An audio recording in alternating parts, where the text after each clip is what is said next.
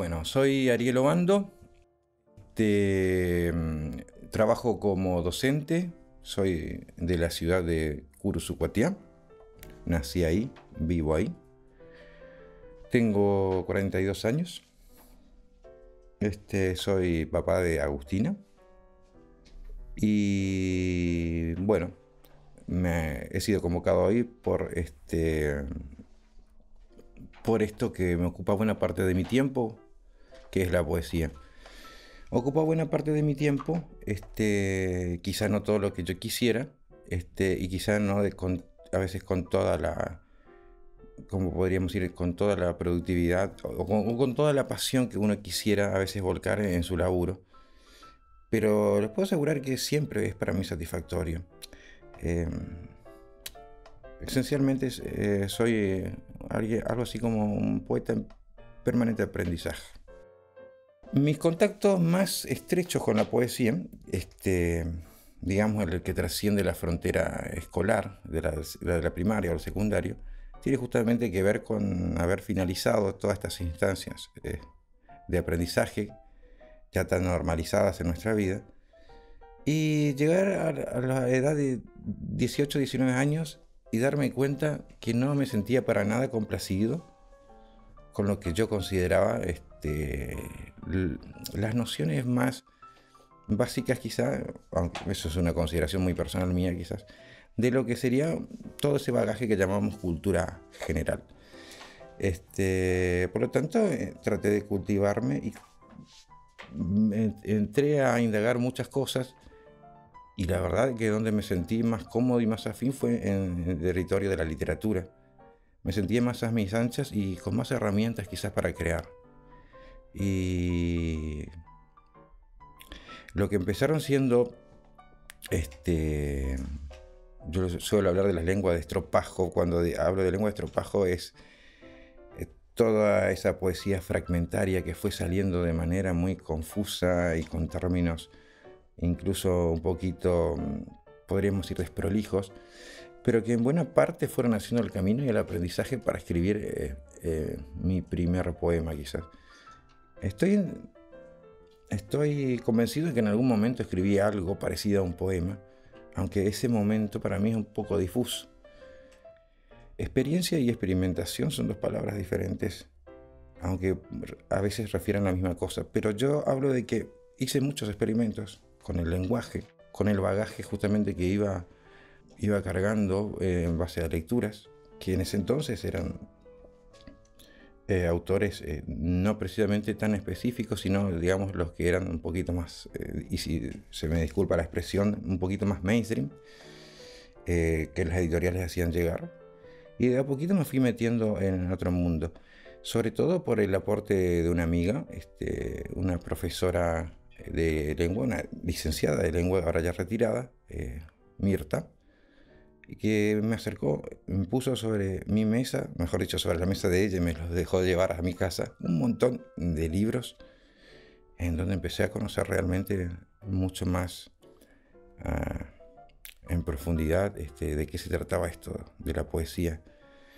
Y así fue como que me encontré con la obra de Jorge Sánchez Aguilar, la de Madariaga, la de Rodrigo Galarza, y saliendo un poquito de la provincia me encontré con Juan Gelman, me encontré con Francisco Urondo, me encontré con Enrique Molina, con Raúl Gustavo Aguirre, Edgar Bailey, y los nombro porque quizás los nombro de memoria porque son quizás los que más influyeron en mí, o los que más yo hubiese deseado que influyesen en mí.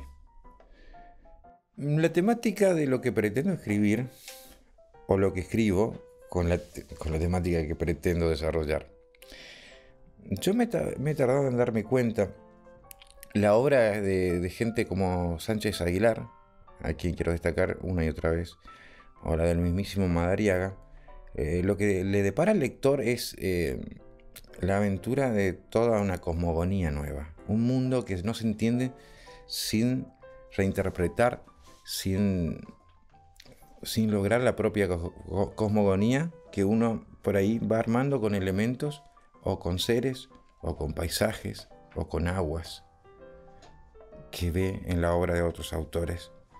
Yo creo que eso es lo mejor que me han legado ellos, una especie de cosmos aparte, un espacio en donde la poesía realmente tiene sus propias reglas y fluye como si fuesen las aguas de un río prácticamente. Y lo que me he dado cuenta es que me gusta adentrarme en esa cosmogonía, en esa cuasi tierra sin mal, eh, en esa parte para trinos, en esa neblina inaugural. eh, y que de alguna manera todos estamos atravesados por eso en cada segundo de nuestra existencia. De hecho, yo creo que la temática amorosa remite de manera indirecta a toda esta idea del origen, toda esta idea del principio, todo lo genésico. Y yo me había tardado en darme cuenta, cuando me preguntaban decía que mi temática favorita o que la temática que más desarrollaba era el amor, pero me di cuenta de que había otras cosas y que quizá eran más legítimas o menos trilladas quizás. Y trato de desarrollarme por ahí. Desde ya tengo que decir que lo que siempre había guiado, vamos a decir, mi trabajo, era que yo me sentía muy seducido, me sentía muy cómodo con la musicalidad de las palabras, con la imagen a la que remite la palabra. Y quizás lo otro que por ahí también a mí me gusta mucho trabajar en lo poético es la noción rítmica, la noción de ritmo. Y fueron cosas que se fueron dando con el tiempo. Es extraño lo que voy a decir, pero me llevó mucho tiempo escribir lo que yo estaba... Perdón, me llevó mucho tiempo entender lo que yo estaba escribiendo. En esa búsqueda de la musicalidad de las palabras, que primero podría parecer hasta un poco frívola, el sentido se fue haciendo profundo cada vez más. Y hasta el día de hoy trabajo eso. Yo dibujo mucho. Me parece muy jactancioso hablar de decir que tengo una obra de artista plástico, aunque he hecho alguna cosa. A mí me gusta mucho dibujar. Y pintar también, lo que pasa es que siempre lo he hecho en menor medida porque, bueno, económicamente siempre me resulta más fácil dibujar. Y siempre he buscado conmover. En alguna medida el impacto. En alguna medida el impacto en el arte es como una cosa muy volátil, te produce una fuerte impresión, pero también tiende a desvanecerse rápido. Lo que yo busco en mi poesía es que te conmueva cuando la escuches, que siento impacto. Y por el otro lado, lo que busco es que eso no esté exento de un fuerte sentido, que te obligue quizás a una relectura o a varias, que no deje de tener cierta referencia a esos autores que admiras, que sea lo suficientemente original, que te conmueva. Esencialmente lo que busco es que mi lector se conmueva.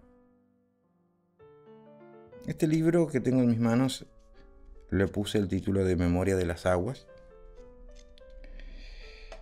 porque siempre, como yo les digo, el origen, lo genésico, el tiempo, la memoria, son cosas que van a aparecer permanentemente en lo que escribo.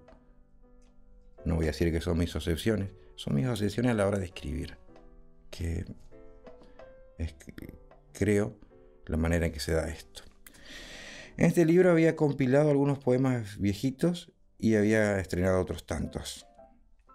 Y en el apartado de los poemas viejitos podemos citar algunos que yo escribí influidos por la epopeya de Gilgamesh, el texto sumerio que hoy se le reconoce como el primer poema, la primera pieza lírica de que se conoce, justamente originada por la cultura que dio origen a la escritura y por ende a lo que denominamos historia.